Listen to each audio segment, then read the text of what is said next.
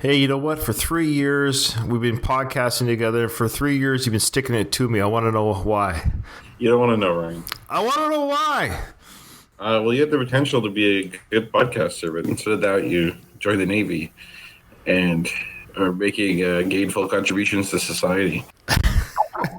It's a living. I'm getting there. It's a living. Actually, it's not. I get zero money in podcasting. No, I'm talking about because you're in the Navy, right? Oh, right. I screwed it up. What else is new?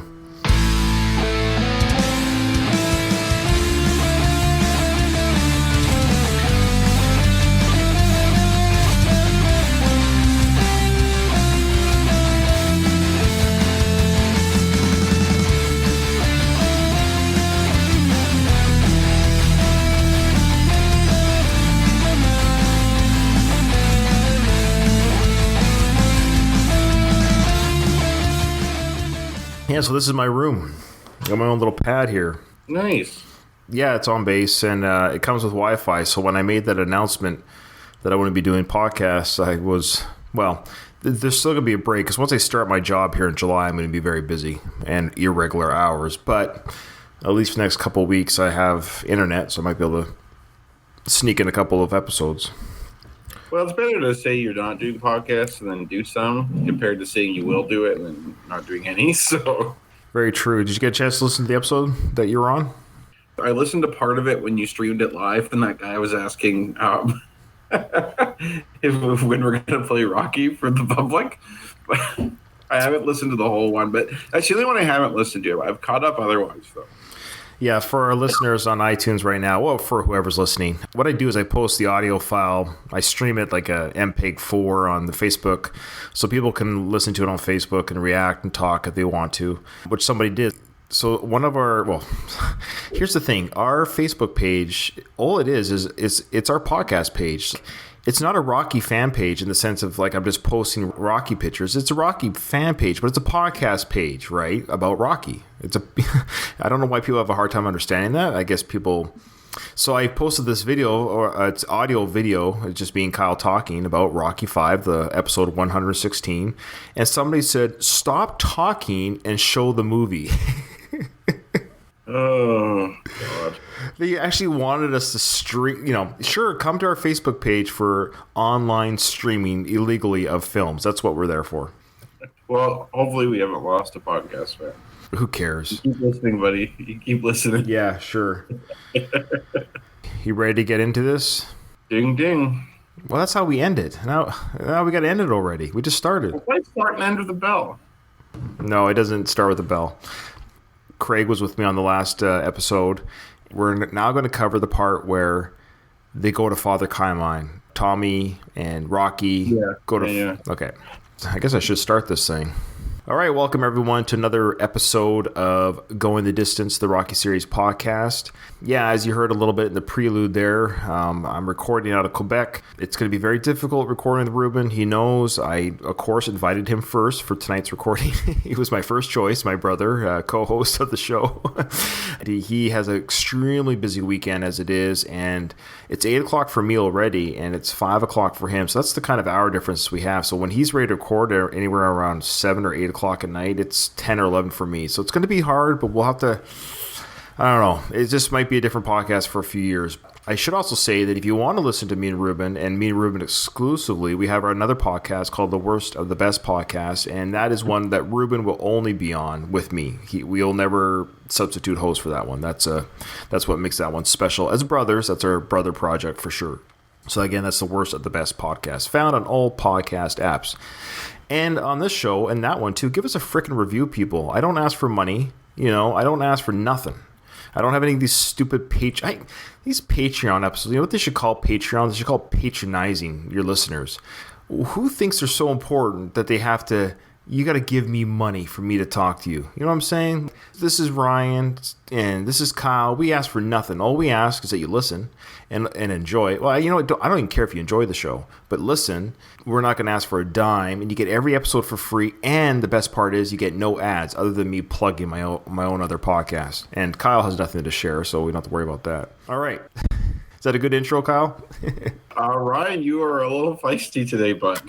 Because I keep forgetting to do it. Like, I'll be listening to the podcast after I release it. I'm like, man, I forgot to plug my other show. Because it's like a 10-1 listening audience for this one. I know there's a lot of Rocky fans, but it's like, come on, you gotta like other topics. Well, that's what the worst, the best podcast is. It's other topics other than Rocky. And on top of that, there are podcasts that I listen to, and I refuse to give Patreon money. I'm sorry. I never give Patreon money.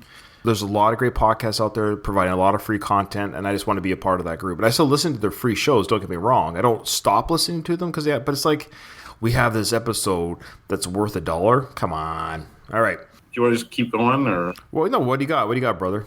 I'm not against Patreon per se. I don't pay it. The only models of Patreon I think that make sense is if like you get perks over the regular listener. But otherwise, it's just begging or asking for donations. So right, I understand. People say.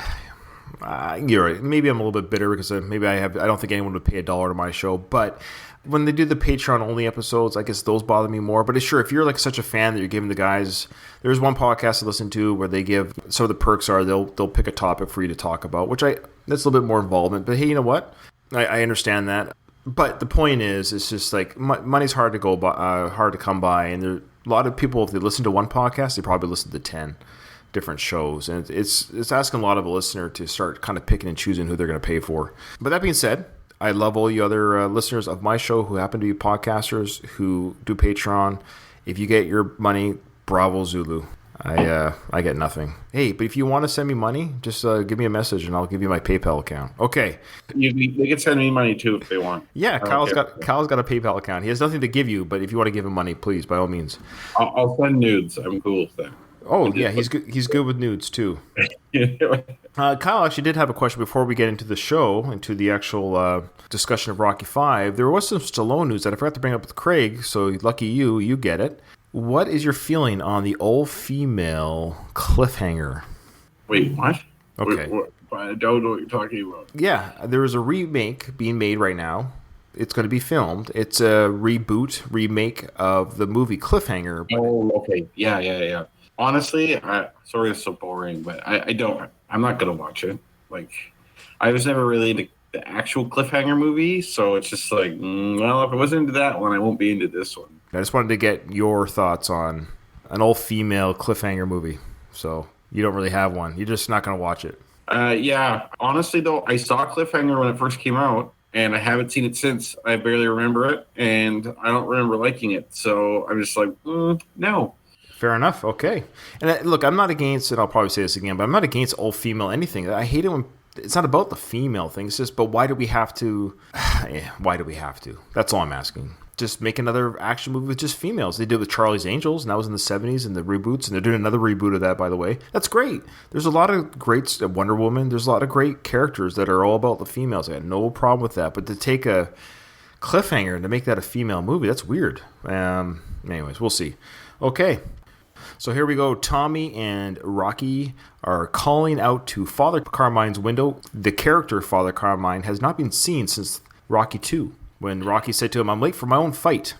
Yeah. I remember when I first saw this movie, seeing Father Carmine. I'm like, wow, he's still there. That's cool. And he's aged pretty well in the last 15 years or whatever. Yeah, no, he's living right, I guess. I've always wanted to know what Father Carmine actually says, which shouldn't be that hard to find out. Like, there's got to be someone who speaks Italian that we can contact. He sends down a blessing. As we're watching this movie, we should say, looks like we're about to get to, and we are, kind of a training montage. Really, this is Tommy's training montage. While Tommy is a training and fighting montage, I should say.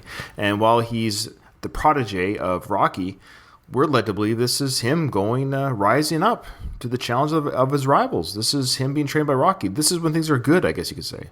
Yeah, and of course, it's obvious that Rocky is getting Tommy to do all the things that he did, more or less, including seeing Father Carmine and, fighting at the same places and doing all the same training. And that, except for with Rocky, that all happened kind of organically. And there was a series of events that brought him to do all that. That's kind of just being foisted on Tommy. Like, he's not developing into his own person and finding a routine that works for him. He's just kind of being molded into Rocky, but he's not Rocky, so it's weird. Good point. I like this scene too with Tommy wearing the toque because it kind of hides the mullet. Yeah, it was the. I think the mullet was still in style, unfortunately. All right, so with the training montage, Kyle, as it comes up, we're going to do a lot of pausing because I think that there's a lot of stuff that happens. We'll talk about each kind of little snippet and scene, if that makes sense. All right. Okay, so here we go. Here is the conversation that Rocky has with Father Carmine. Yo! Father Carmine! You know, maybe he's not home. No, priest is always home. Oh, Rocky!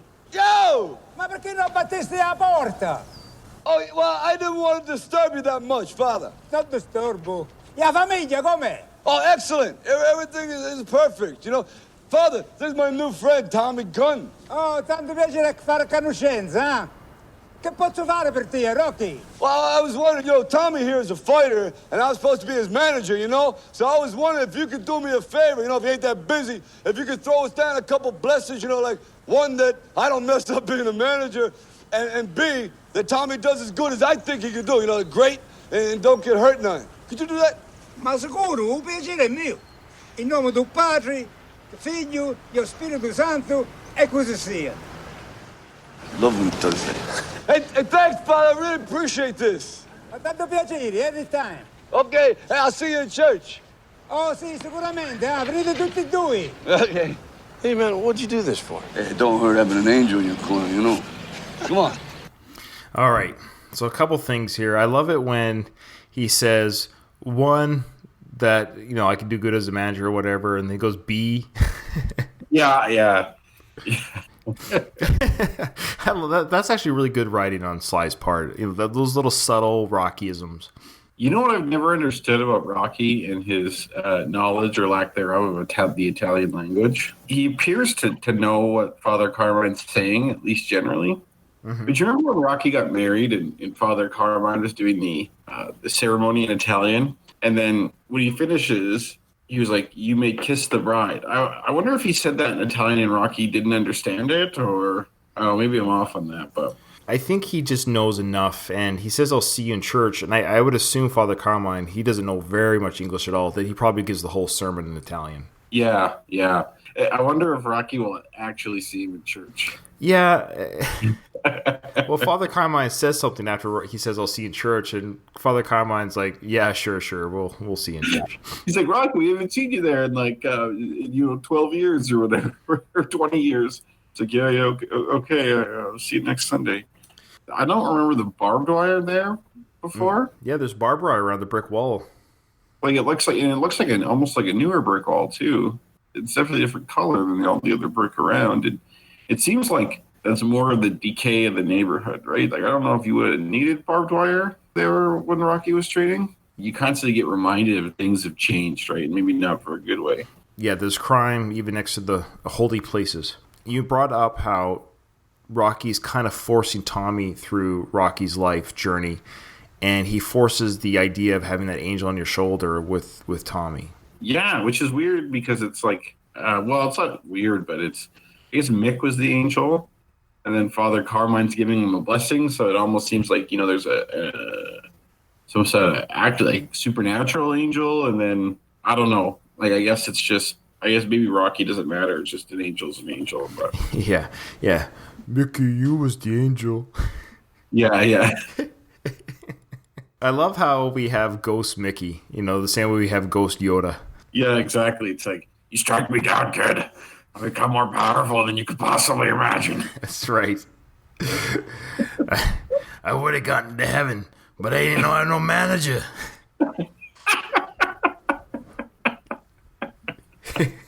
Oh, God. They let in all these other bums, Rack. You know why they got into heaven? Because they had a manager, Rack. I got 76 years of this in my... I want to give it to you. Oh, God. But I got to be down here in hell carrying buckets of spit. Yeah, they never stop. And Paulie's like, I hope they got my comics. Yeah, no radio, no Rose Bowl. That would be Paulie's hell. Just endless snow. All right, so here we go. I think we got a training fighting montage coming on. So let's, for our listeners, you're going to hear me stopping it quite a bit, so it's going to sound really kind of like what is going on. You're going to hear a bit of the audio, so just bear with it because it's going to be like I think it's coming up with soundtrack music and stuff. But your hosts, Kyle and Ryan, will guide you through what's going on here. It's going to be fast and furious. Hey, Rock, how's it going? Doing great, guys. Better slow down. We're going to give you a ticket. Oh, well, except for this one part where there's cops who pulled over a speeder, and of course you just heard that banter there. Now I think it's going to get fast and furious. Oh, well, good to see that Rocky's getting along with law enforcement nowadays. So, well, remember, he does have a criminal record. Yeah, that's right. That's funny. I wonder if Rocky's been to prison. Well, he did say in his job interview in part 2, where the interviewer's like, it says here you've got a criminal record, Yeah. And he goes, oh, nothing worth bragging about. Well, it doesn't mean he's done jail time necessarily. He's been arrested, but he's done nothing worth bragging about. What crime is worth bragging about, anyways? Maybe on the street, only the hardcore crimes are worth bragging about. Breaking a thumb is probably like it's assault and battery. I don't know how serious that'd be. Probably pretty serious. It's probably a violent act, I would assume. Yeah. This is Tommy Gunn. He's gonna be chipped, guys. How you doing, Tom? Oh, sorry, my mistake. We're not getting to the training montage just yet, but it's coming. So now we've harkened back to Rocky 1 a little bit. We had the picture of Christ. It's the same gym that Rocky fought Spider Rico in the opening sequence of Rocky Part 1. So this movie really does a lot of callback to the first Rocky, and I think that was always the intention. I think this was the Rocky Balboa that Sly wanted. Yeah. It's like the whole premise is that basically Rocky can't fight anymore, and so he's trying to live vicariously through someone else. So he's purposefully getting that person to do everything he would have done. And I don't think he's trying to do it maliciously or anything. It's just that's all he knows. Exactly. It's ultimately going to be Tommy's demise. Spoiler alert. Yeah. It would have been interesting had Mickey train Tommy, and with Tommy's left hook and his beast in the ring, it would have been more organic, and Mickey would have, as a seasoned manager / trainer, would have known how to mold Tommy to what he needed, and as he did for Rocky. But Rocky's just training Tommy like Rocky got trained, but that's not what Tommy needs. Tommy's not Rocky. Yeah, he has no identity as a result. Like every fighter or every person needs to go through their own journey that's unique to them, and they have to find themselves, and they have to go through opposition. And Tommy, he has it's like this inorganic process. Sorry, Ryan, one sec.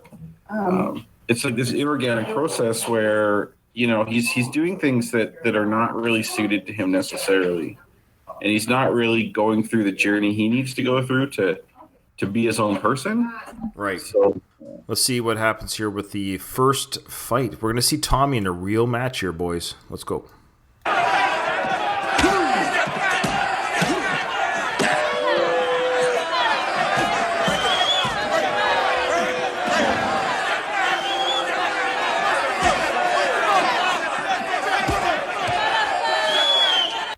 So do you want to comment on the filming here? It almost looks like Rocky 1. It's really well, you can really see the John G. Avildsen work here because it almost has a real feel and look to the Rocky 1 of 1976.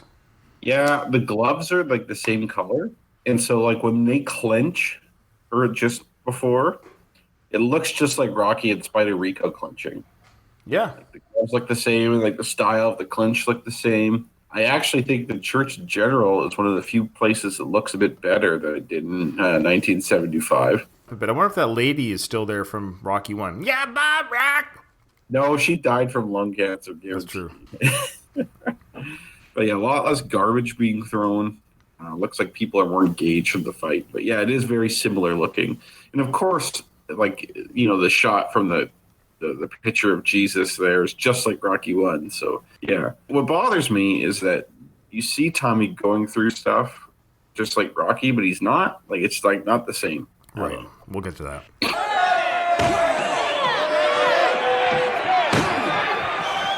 off the ropes!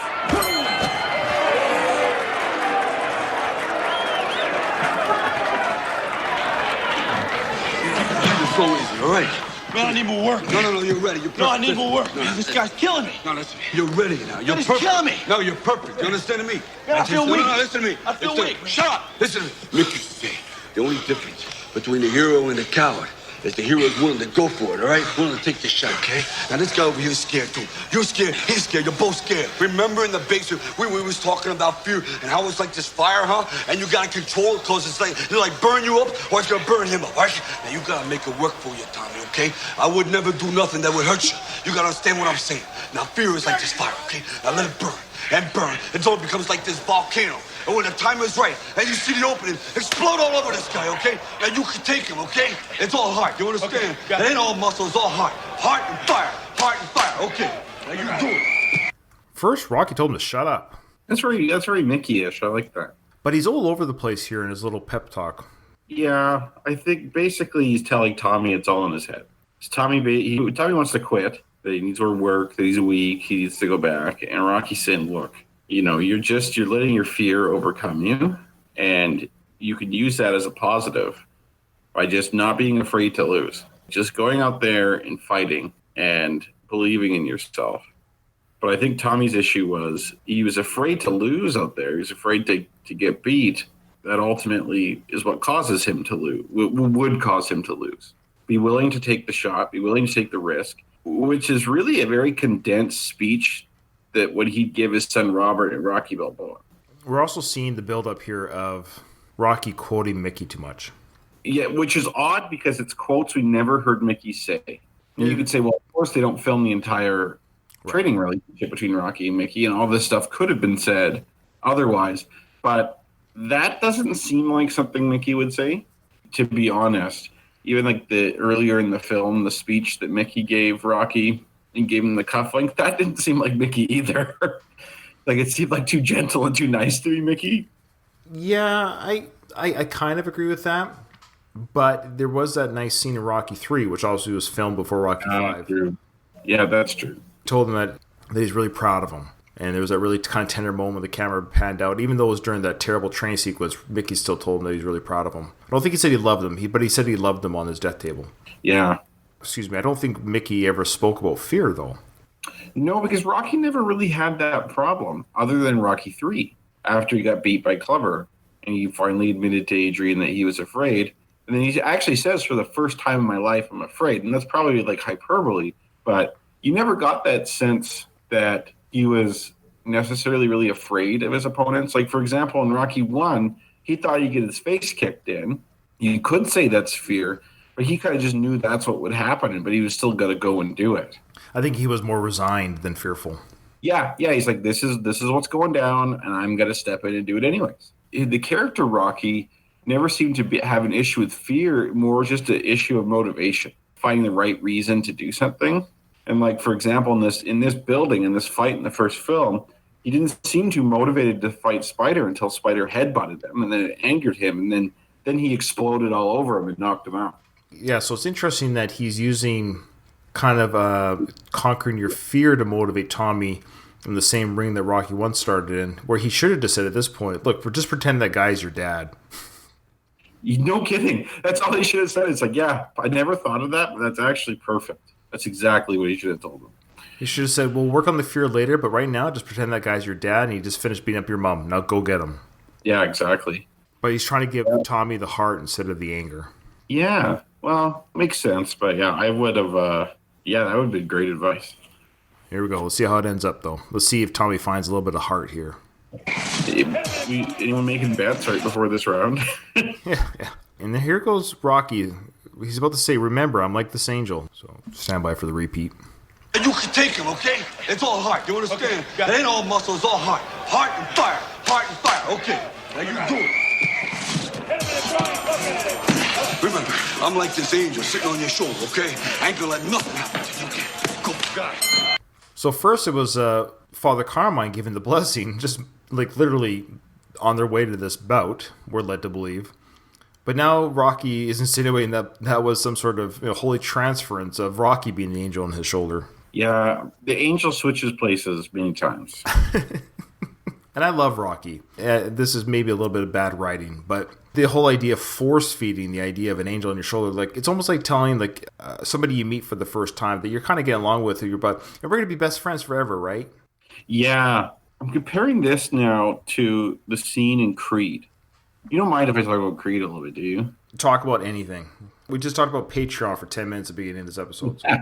Fair enough. This is kind of a similar situation in Creed when Adonis fights Leo Sparino, the first fight in that movie. Well, the first one where Rocky's coaching him. Creed gets beat around just the same way in the ring. He's being totally outmatched. Rocky's way of training Creed was much more of a Rocky type of response than Rocky's response to Tommy here. It doesn't seem like something the Rocky Balboa character would say, like it's weird writing. But in Creed, he's just like, okay, I like what you're doing out there. You know, you're a little tight, but just next time when he does this, I want you to do that, and then, you know, you'll be fine. It's just kind of just reassuring him, you know, saying, you know, it's going to be okay. Just do this, do that. You'll be fine. And here it's like this angel on your shoulder shit. Like that doesn't seem like really something the Rocky character in any of the other movies would say. Maybe that's just him trying. He's emulating Mickey, and he gets better as a trainer as he gets older and stops. Yeah, it comes into himself. Yeah. Yeah, it comes into himself, yeah. All right, so let's go with Tommy. Let's knock this guy out. Come on, Tommy, jump! Floyd! Left, right! Good body! Good body!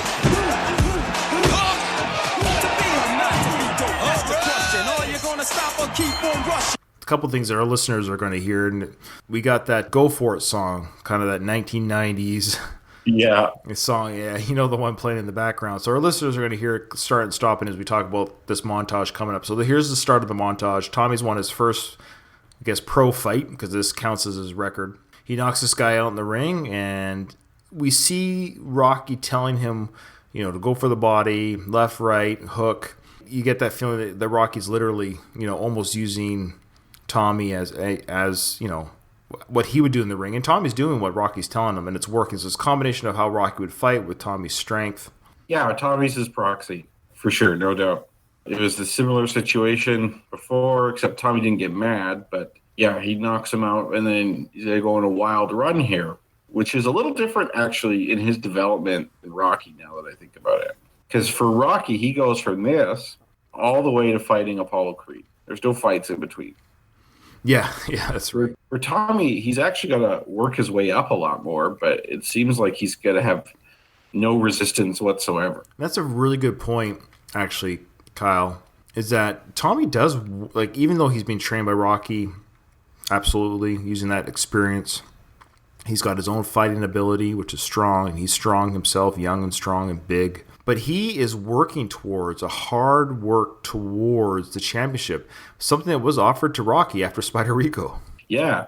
You know, this montage coming up of him just knocking everyone out big time almost reminds me of Clubber Lang, when you see him just wasting through people to get to the championship like they're nothing. It almost gives you a little bit of sympathy for Tommy when he's offered the deal from Washington Duke, where it's like, hey, I'm just trying to give you the same opportunity that was given to Rocky by Juergens. Yeah, that Tommy arguably earned.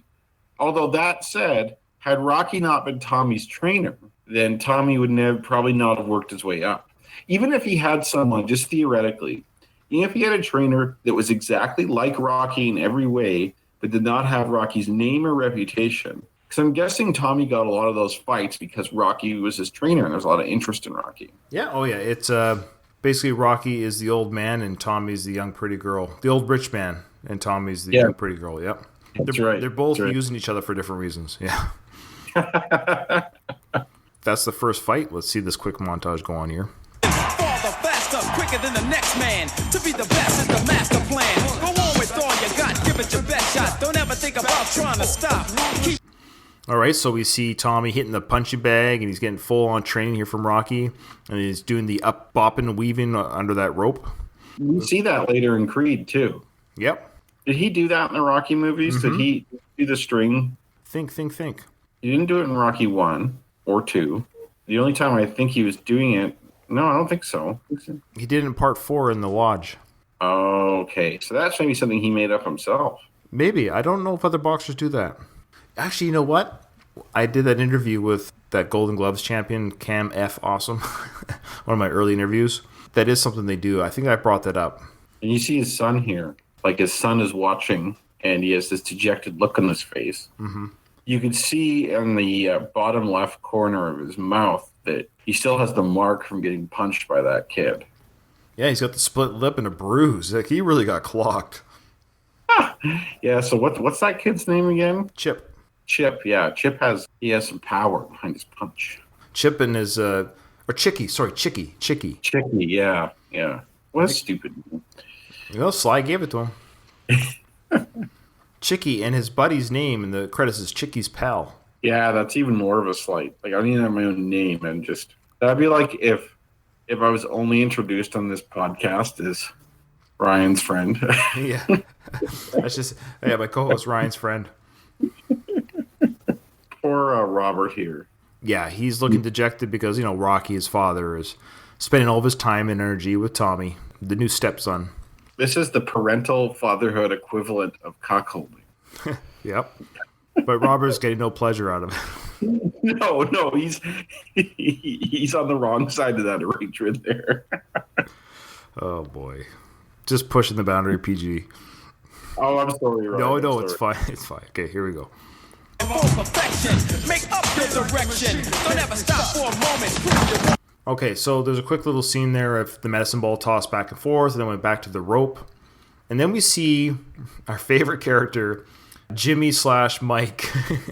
I do not recognize that first name. Because you and I talked about... Oh, no, you and I didn't talk about it? Or did we talk Yeah, we about it? did. Yeah. We ended up looking it up, and I was like super mad that they gave him a different name. It's insane. And it wasn't an IMDb entry. It was on the film credit roll. It's undeniable. His name is Jimmy. I will continue to refer to him as Mike. But Mike is taking Robert under his wing, teaching him a few moves. Yeah, so we're starting to see that, I have to say, Jimmy / Mike. Yeah, he's training Robert and doing that which his father's not doing. So I guess Jimmy's got some free time. Yeah, exactly. And we're about to see here, it looks like a little banner on this building. We're coming up here, Friday Night Fights. He's still small time right now in this particular fight. This is not pay-per-view material. You okay over there? Yeah, sorry, my wife's walking in and out. But That's fine. Nobody can see her. I know, I just meant like hopefully the noises are messing Don't up. worry. Don't worry about it. Okay. You got it, flaunt it, and get up on it. Go for yours, not for a minute, but all the time. You better do it because we don't see the fight that goes on in there. It's just a little insinuation that he fought at a kind of a local joint. Now things are moving up. He's now at Jimmy Toppy's Blue. make up your direction. Don't ever stop for a moment. Prove you want it. If you got it, flaunt it, and get up on it. Go for yours, not for a minute, but all the time. You better do it because... Yeah, Jimmy Toppy's Blue Horizon. Looks like a decent venue. And we also see just before this cut, Robert working the speed bag and doing a horrible job, of course. He's so small, right? Like, that speed bag's huge compared to him, and he has no practice. I'd like to try a speed bag just to see how good or bad I'd be at it.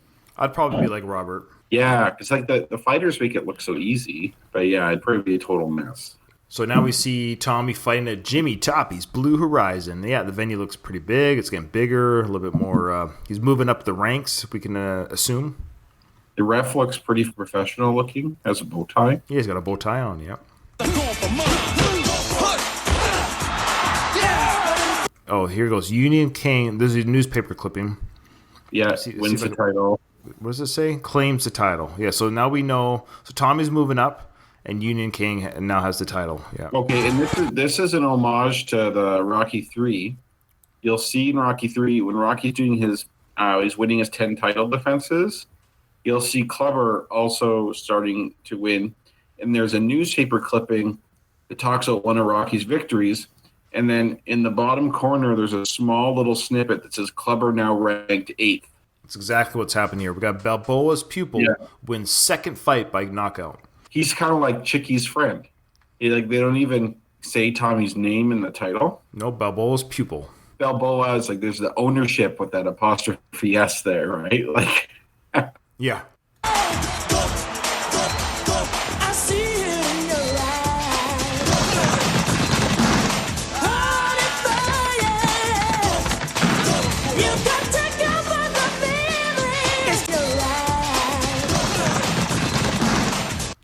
I just wanted to see that fight venue. Not that it's really important, but we see Rocky and Tommy just getting along royally. He's working the speed bag, and Rocky just thinks it's amazing that Tommy can hit the speed bag. Yeah, and his son's right behind him, struggling and feeling abandoned by his dad. That would suck. Like, I feel bad for him. Yeah, but we've had on our show the host from the Super Ugly Show come on a couple of times, and their host, who goes by the name of Rocky, actually, has stated that Rocky's one of the worst fathers in cinema history. That's kind of reflected in the fact that he never really has a relationship with his son. It's always strained. In Rocky Balboa, it wasn't doing well, and then he moves to a different country on the West Coast to get away from his dad, essentially. Yeah, and that's actually a real credit to Rocky V than the writing, because that strained relationship wasn't there in Rockies 2, 3, and 4 with his son, because the child's so young, he's just surrounded by money and toys.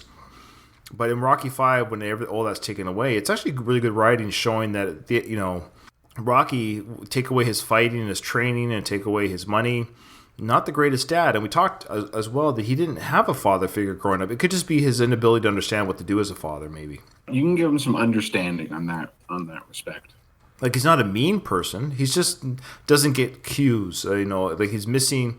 He loves boxing. It's what he knows. He always says, it's what I know. It's just what he knows. And now he's got this guy who knows it too, and they're just connecting. Yeah, and because he and his son are totally different people. Sure. They have nothing in common other than the fact that they're related. The only thing that I wonder about is, like, Rocky has such an affinity for Adrian, and really, Robert's a lot like her, or at least more like her than Rocky is. You would hope maybe he'd see something in him that way, but he seems to be totally disinterested in his son. Like you were saying, too, like in the other movies, other than when he's, like, talking to him, like, there's a couple little scenes in, like, Rocky 3 and 4, like in the golf cart, or him talking to him about, going that one extra round and you don't think you can. But otherwise, he seems it's like his kid's kind of an inconvenience. Which is weird considering what he said at the end of Rocky 2. Yeah, exactly. Yeah. Other than my kid being born, winning the championship is the greatest night of his life. Another weird thing I found about him was when Adrian was in a coma for God knows how long, he refused to even see his son until they could see him together. I think she was only in a coma for 2 or 3 days. That's it. Really? I don't think it was that long. It was like weeks and stuff. No, because he kept his facial hair, whatever he had grown in that time, was just stubble. I think the facial hair, yeah. So the facial hair indicated no more than 6 days. Yeah, even so. Okay, I'll give you that. However, you have to give me that. There's no way it was more than 1 week because there was such little time to begin with between the fight and his time to train. The coma, I think we're led to believe it was probably 3 nights. I think it was like 3 nights. And that's why it's feasible that he might not have seen the kid, that, maybe by the 4th or 5th or 6th or 7th night, he might have gone to see the kid eventually. But I think Adrian was in the coma just short enough that all he could focus on was her at that moment. Okay. But even so, would you not see your newborn infant for several days, or even 4 days? Yeah, he's had a weird relationship with his son from the beginning. Yeah. Other than my wife going into a coma, this is the greatest night in the history of my life. Yeah, actually, that's true, because like the whole circumstance of his kid being born was the worst. Yeah. And he didn't look at his kid for... It should have been rewritten. Other than the time that my wife and I held our baby for the first time, that's what he should have said. Like right away, my wife said I could train, so I said, "See you, baby," and then trained. And then Mickey said, "What are you waiting for? Take it." Yeah. So he had a very short paternity leave. Yeah.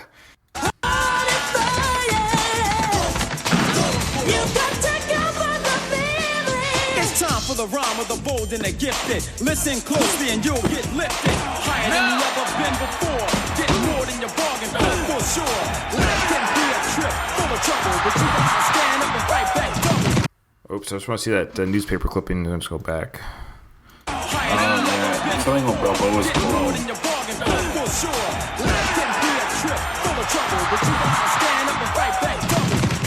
Boy, it's going fast. Why does it go so fast? So Tommy's now, I guess, on his third opponent, and we were seeing his punching power is just huge. He's literally knocking people off the ropes and just comes in strong. Like, he's just he's like the white Tyson. Yeah. Plus he's probably fighting bums. Not that they're setups, but this really, really seems like Rocky 3. Nah, they weren't setups.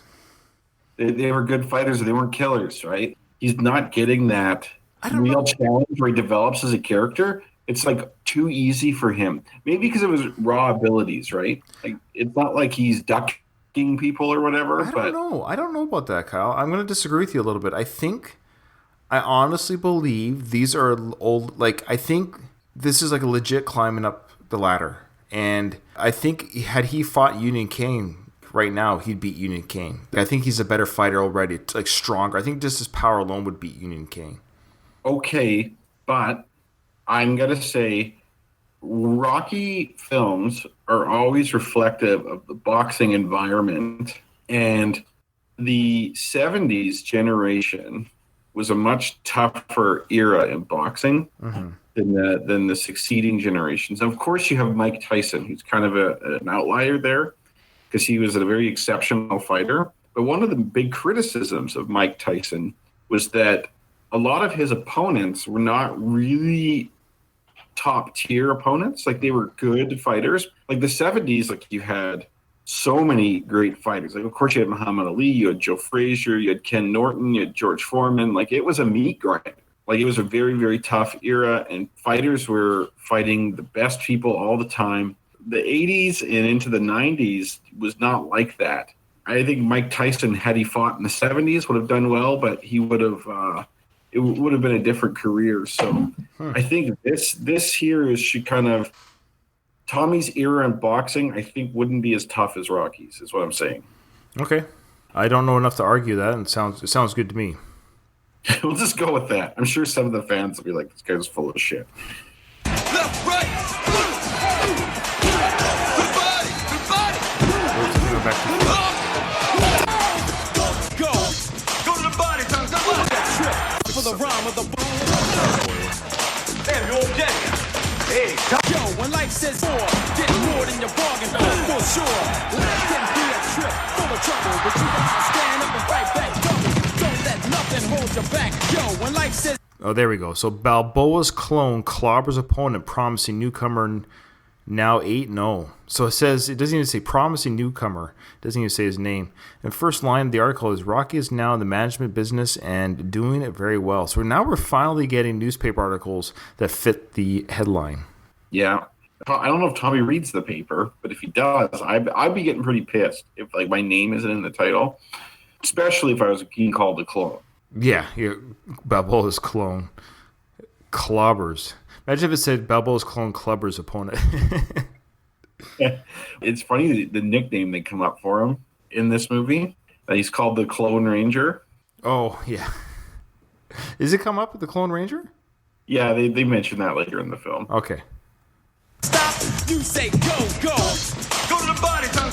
So during this montage, we have the interspersing of Robert's montage. And so he is getting trained by both Paulie, who does have training experience in Rocky's career, and Jimmy / Mike from Rocky 1 and 5. He's also training Robert. So Robert's getting a little bit tougher, a little bit stronger. We're starting to see him get a little bit better at his training too. It's interesting too for Robert. I wonder if the anger and frustration he feels at this situation is helping him train harder. You know, like when you're working out and or you're pissed about something and then you go work out to kind of blow off some steam. You can kind of get a better workout in. Mm-hmm. At least that's the way for me. I wonder if like when he's seeing this, like when he sees like his dad loving someone and not him, that makes him do like that one extra push-up or something, or be just a little more intense. Sure, he's trying to get a little bit of that Tommy anger towards his father. Yeah, and there's still that you're on right now, Ryan. I didn't get a look at this guy's face, but that guy he's sparring with almost reminds me of the guy Tommy beat up earlier when he first went to spar in that gym. Right. And also Tommy's wearing headgear this time. Yeah, he needs it now because he's fighting professionally. He doesn't want to get any damage outside the ring. Yeah, because if you get cut or something, then you'll miss your fight. Yeah. So now he's 8-0. That's it. Oh! Damn, you okay? Hey, Tommy Gunn, you got some guns, don't you? Molly. So the guy that he knocked down, his name was Sam. He goes, Sam, are you okay? Because he got the sparring partner, there's a wind knocked out of him. Yeah. So it's not that guy. Now that I looked at him again. Okay. But yeah, Robert's still looking on, watching his father having fun with Tommy, but he's still training. Cause I know you got the knack. And Paulie actually, ironically, is recognizing Robert's headspace. Did you catch that? Sorry. I just. No, that's fine. I was saying that Paulie, ironically, is actually aware of Robert's headspace. Yeah, it's interesting. I wonder if that's because like Paulie has felt left out at times too, or Paulie just kind of maybe gets Robert a little more than Rocky does. But it is funny that Paulie is stepping up to be the father figure and the person supporting the kid. Yeah, that's a scary thought. Now we got a sequence here of Rocky running with Tommy through the streets of Philadelphia. To go farther than you've ever been before. I'm going for mine. So go. Oh, it's just a quick little part there. It's going to show more later. And it just shows Adrian yelling out, Rocky, like trying to get his attention, but he just runs away with Tommy. Yeah, and she's back at the pet shop with Gloria. Yeah, Gloria's Gloria there. I believe that's the same actress. It's the same actress. So Gloria, she and that actress and character was Rocky's 1, 2, and 5. Gloria, she's solid. She's solid. I tried to reach out to her for an interview. I'll try again. I love the hustle you give for your podcast story. You're always trying to reach out to someone, and you're not afraid to take that shot.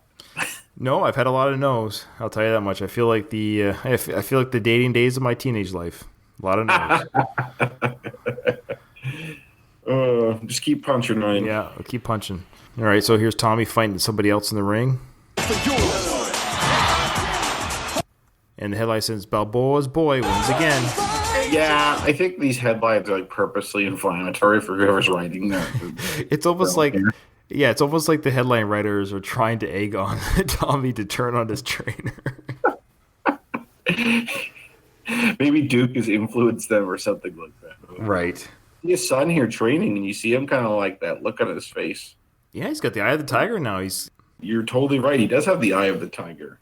This situation is a blessing in disguise for him, at least in terms of him getting stronger to beat up Chippy or whatever that guy's name is. Chicky, yeah. Chicky, yeah. So Paulie's counting the push-ups with him. 18, 19. And they're good push-ups, too. Yeah. Because, I'm sure, like, you're the military, so you at least, I don't know if you still do tons of push-ups, but if at least had to at times. When I do push-ups with people, like in karate or whatever, there's a lot of people that do not really do proper push-ups at all. Like, they just bend their arms a little bit. Oh, I hate that when they count that as 1, 2. Yeah, okay, anyone can just bend their arms. Yeah, I know what you mean. Yeah, you got to get right down there. And Robert, he's doing it right. On his knuckles, too, so respect. Respect to Robert. Respect to his training regimen. And now we're at a sports arena. It's getting bigger venues here.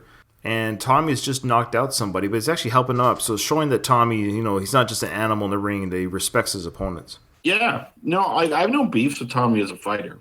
Nope. He's a good fighter, and I actually don't. He gets manipulated and stuff, but I think he went into it honestly. He wants to become the champ, and he's working his way up, and he's he's not ducking anyone or whatever, and he's having a pretty legit run. Agreed. Now, during this montage, we see the first image of George Washington Duke sitting in the crowd watching from the stands, and in his mind is rotating a plan or formulating a plan to do something with this up-and-comer Tommy Gunn. Yeah, no, he just found his hook. Drive to it. Yeah, here we go. Rocky's robot rolls to 11-1. I love they call it Rocky's robot. Imagine if they showed a picture of Seiko. I was not fighting. These headlines are unbelievable, honestly.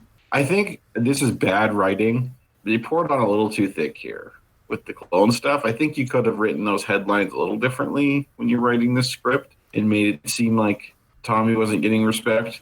But like here, it just seems like this would never actually happen in headlines, at least not this frequently. And speaking of poor writing, funny enough, this article, the writing underneath Rocky's robot rolls to 11-0.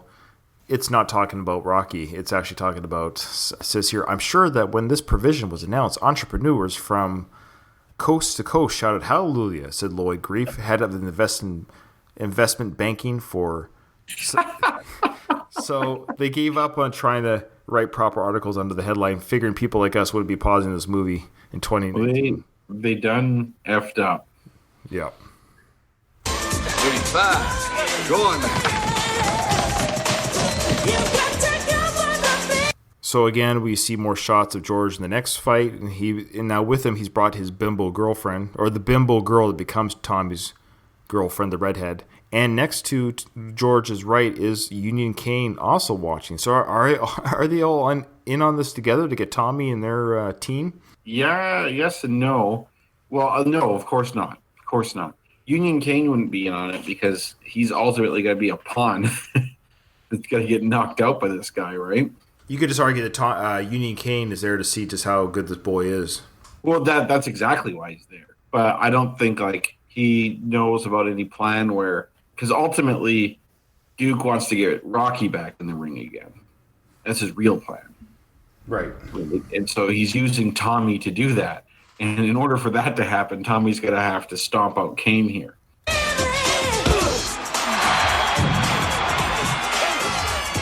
Come on, you can do it. Oh, the one-arm push-up.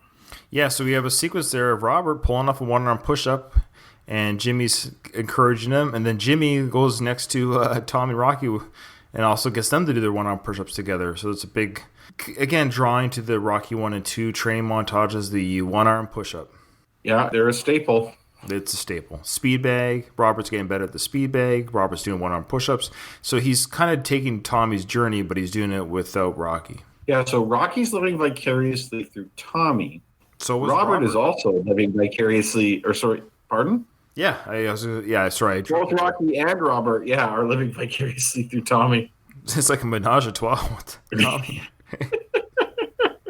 Everybody loves Tommy. I got it. Come on, bring it up. Yeah. I got you this time. So there's a sequence there for our listeners, obviously everyone here who's listening at this point, where Tommy and Rocky are like roughhousing in the ring. Rocky's got Tommy in a little bit of a headlock there after they did the one-arm push-ups together because Tommy poked him in the belly when he was lying on the canvas, and Rocky got him, put him in a little playful headlock. We're having some good father-son time. Yeah, that's beautiful. Well, I guess Rocky, the character, if you take it into movie years, he's about 45. But in the film years, he might be 40, 41. But anywhere between 40 and 45. So he's definitely old enough to be Tommy's father. Yeah. That's weird that he's that young, Rocky, in this film. Yeah. Seems older. He is legit. Well, let me just do some quick math here. He's 44. Yeah, he's 44 in this movie. Yeah, that's crazy. He's only a year older than I am. It's weird. Well, you look young for your age, Ryan. I wouldn't think you look 44 or 43. Well, thank you. But Slide just looks stronger than me, too, because he is. One day he won't be, Ryan. I think I could probably start Party Kitty and Studs. I think I've got that build.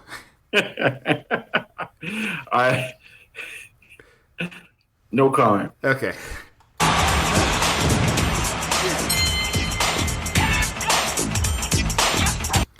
So it says here that Rocky's bomb... Well, sorry, what did it say? Rocky's boy. Rocky's boy bombs away. And it's a headline on the newspaper again, of course. And Adrian takes that paper and puts it under the birdcage for the poop. Yeah, that's I actually think that's good writing. Yeah, I like that. That's good. Tommy's now probably it hasn't shown it yet, but he's probably like 13, 14-0. So he is just climbing. He's making a name for himself.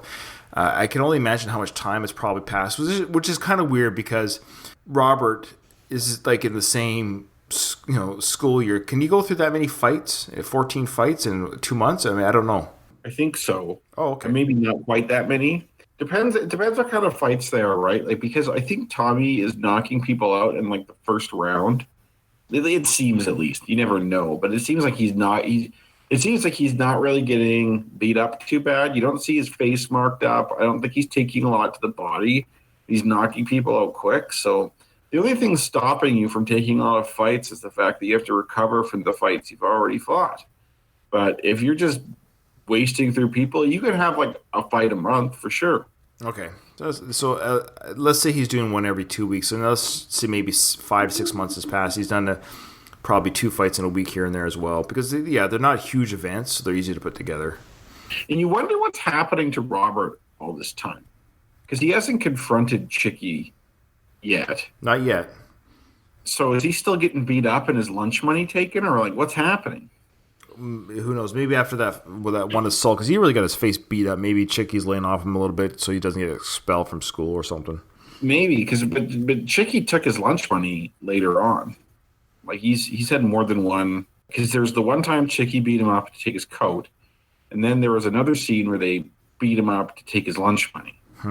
You would think he's going to continually get picked on, but I don't know. Rocky and Tommy are in the gym. It's actually the office there. It says office, keep out. Rocky's about to give Tommy something. Let's see what it is. Yeah. Tommy, these trunks is like very special to me, I have a question. Yeah, of course. So remember how Rocky has trunks made for Adonis? I guess they're not like a modified version of these. Like, they're not the same ones. Because I'm guessing Tommy never gave those back. Yeah, how did Rocky get... So for our listeners, we should say that... Yeah, you heard Rocky say what they were, but they're the Stars and Stripe boxers that Apollo wore. Those are what you wore in our first fight, Apollo. I can't take those. Yeah, so Rocky wore those to beat Clubber. He wore them to beat Ivan Drago. He presumably inherited them. And now he's giving them to Tommy. And I love how he just kind of chucks them over his shoulder to Tommy. See, because Adonis takes on the stripe ones, and they look a little different than these ones, but I don't know. A part of me just thought maybe they were altered or something. They were the same shorts, but I guess they couldn't be because it's not like Tommy would return them, right? Like, I think once you give them to Tommy, they were gone. Was Adonis Creed's trunks, were they just designed after his father's? Yeah, I guess so. And not actually his father's. Yeah, Tommy probably took those trunks, probably shred them. I think Rocky gives him those trunks in Creed. Like, not necessarily those trunks, but... That's what I'm trying to think exactly how that works, but I think maybe Rocky had a pair like that made or something. Maybe. It's sad, though, that he basically, now because we know what happens with Tommy, he basically threw those trunks away. Maybe, yeah. You see Madison Square Garden in the background, so this is getting big time. Totally big time. Totally big time. So he's moved up in the ranks, and his draw is enough that he's got to fight at the Garden. So, hardcore.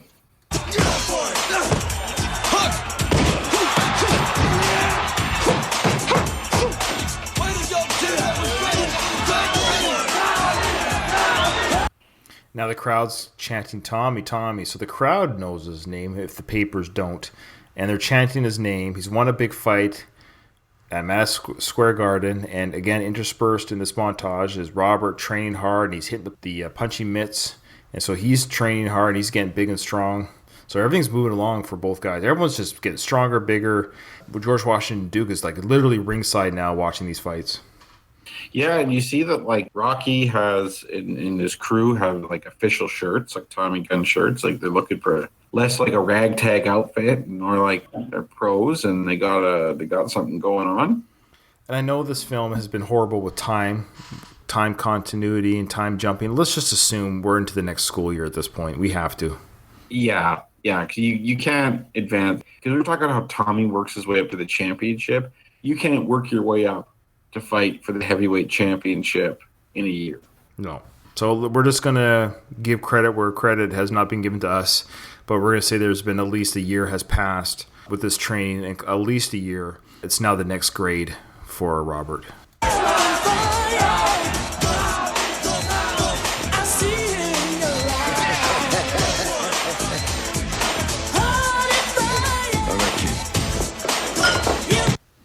So Rocky's put up a picture of Tommy and Robert together celebrating that Madison Square Garden victory.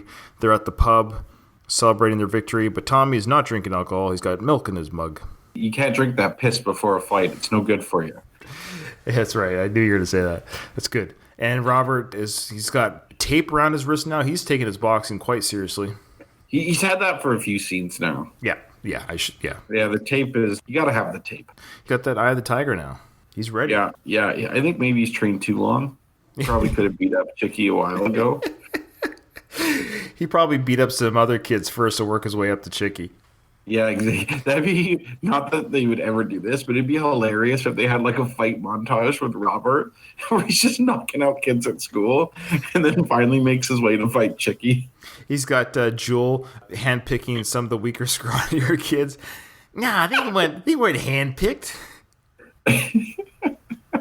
Oh, that'd be like a Family Guy montage. Yeah, exactly, exactly.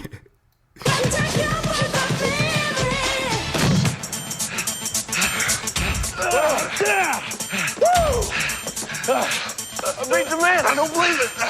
The scene that's coming up here, they've just run up the famous stairs, and believe it or not, these stairs were not run up in either 3 or 4. As famous as these stairs are, they were only used in, at this point, Rockies 1, 2, and 5. Thank God.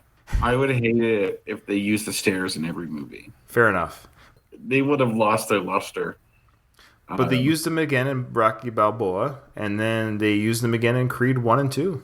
Rocky 5 and onwards relies a lot on Rocky nostalgia. Right. Had the other Rockies never existed, I don't think those movies would have been that successful. Not that they're bad films, but I think the Rocky nostalgia gives them a big boost. Of course. And Tommy just says, he gets up the stairs, I beat the man, I don't believe it. He did a little cartwheel next to the Rocky statue. Yeah, he beat the 45-year-old guy who hasn't actually been training. Yeah, exactly. You got to run up those stairs, Ryan. I will. You're not as far from Philadelphia now as you used to be. I know. Trust me, I've already mapped it out, the drive from this part of Quebec to Philadelphia. It's only like a 6-7 hour drive. It's going to happen in the next 2 years. The family and I are going to go to the streets of Philly and to the stairs. We're going to go on the tour with Mike Kunda. It's going to happen, and I'm going to run up those stairs, and it will be done Facebook Live on the Rocky page, guaranteed, my run up those stairs. I will live vicariously through you. Thanks, man. It's awesome. It is as good as you think it is and more. Awesome. You sure did. You're very swift, Tommy Gunn. To be or not to be dope, that's All right, so we're going to stop it there because this song takes forever, and we'll Oh, God, Ryan. What? You paused on the best scene. Oh. You have some mullet on mullet action here. Okay. Yeah, scene. All right. So, Sorry. No, that's fine. No, this has been a great discussion, but we'll, I forgot how long, and not in a bad way, but there's so much going on. It's probably 2/3, if not 3/4 done, but we'll save it here, and we'll stop it here, I should say. So they've just done the stairs. Yeah. Tommy's moving up, and in his mind, he's probably getting a little bit anxious, but we'll save that for the next episode. I'm really excited to see him fight Chicky. Yeah, that's coming up. That's why we got to stop it here because it's going to come up soon. Oh, I know. I'm really getting into Rocky 5 now, though, doing these reviews. Like, oh yeah, this is gonna be great. Oh man, well this has been an absolute blast, and I hope it's been a blast for our listeners. And I want to thank you again, Kyle. And that's why I've said it before, but I want to reiterate that if any of our listeners are wondering, Ruben and I are in wonderful terms. Life is funny. It's just all it is life and geographics and logistics. I'm 3 hours away now, 3 hours ahead of Ruben. He is busy. Like, this guy works very hard.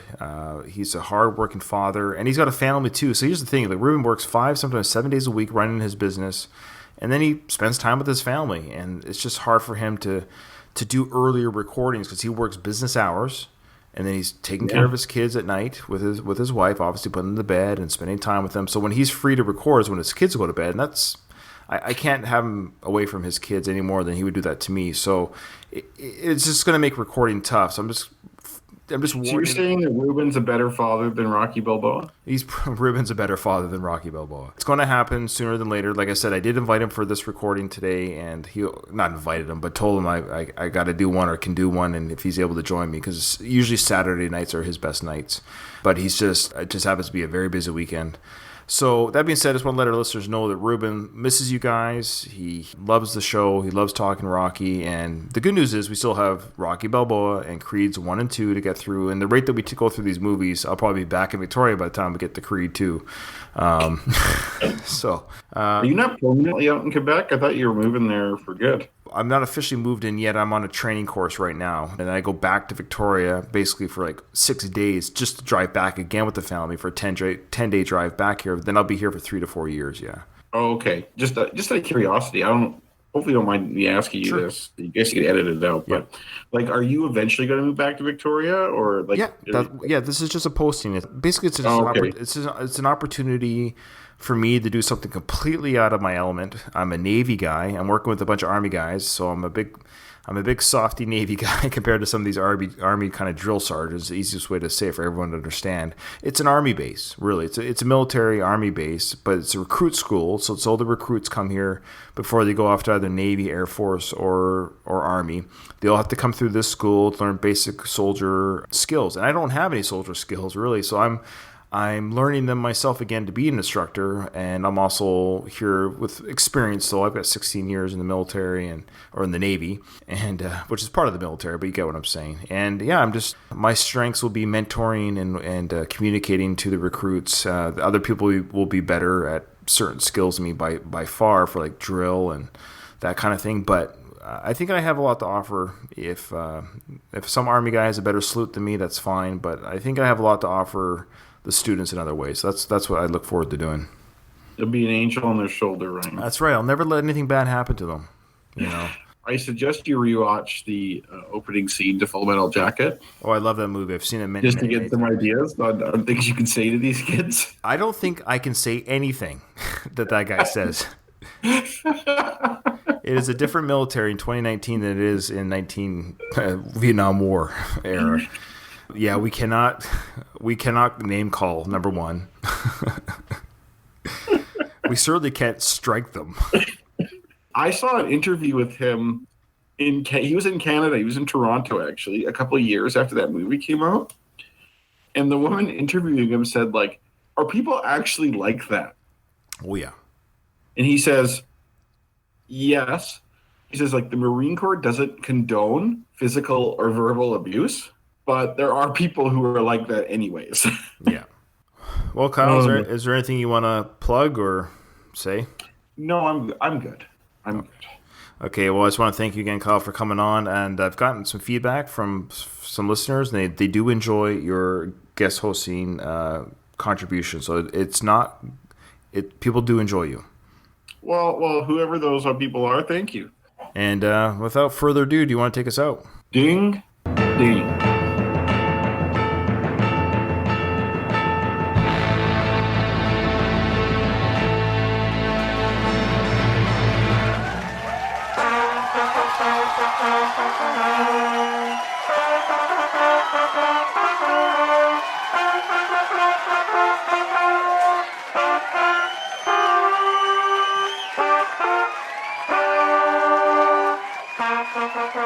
Thank you.